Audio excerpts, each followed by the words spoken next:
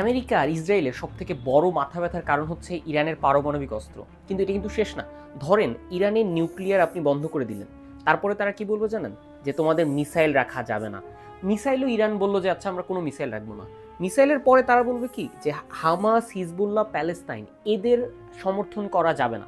এটাও যদি তারা বন্ধ করে দেয়, এরপরে তারা বলবে যে না, তোমাদের হিউম্যান রাইটস ঠিক করতে হবে, তোমরা নারীদেরকে স্বাধীনতা দিচ্ছ না। হিউম্যান রাইটসও যদি তারা বলে যাচ্ছে ঠিক আছে আমরা দিলাম, এরপরে আসবে যে তোমাদের গভর্নমেন্টে ইসলাম রাখা যাবে না। অর্থাৎ পুরো সিস্টেমে তাদের সমস্যা, তারা এটাকে রেজিমে তাদের সমস্যা। অর্থাৎ এই যে খোমেনির যে রেজিম, এটা হচ্ছে সব থেকে বড় মাথা ব্যথার কারণ হচ্ছে এই আমেরিকা আর ইসরায়েলের জন্য। এই জন্য নিউক্লিয়ার একটা পার্ট, অর্থাৎ নিউক্লিয়ার ওয়েপন্স একটা পার্ট।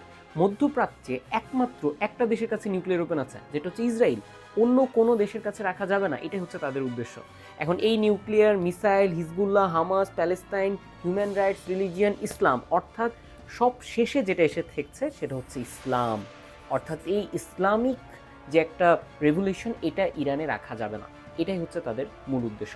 আরও বিস্তারিত আমি এই ভিডিওটা বানিয়েছি, যেখানে দেখিয়েছি কেন পারমাণবিক অস্ত্র আমেরিকা আর ইসরায়েলের জন্য একটা মাথা ব্যথার কারণ বা হুমকি স্বরূপ।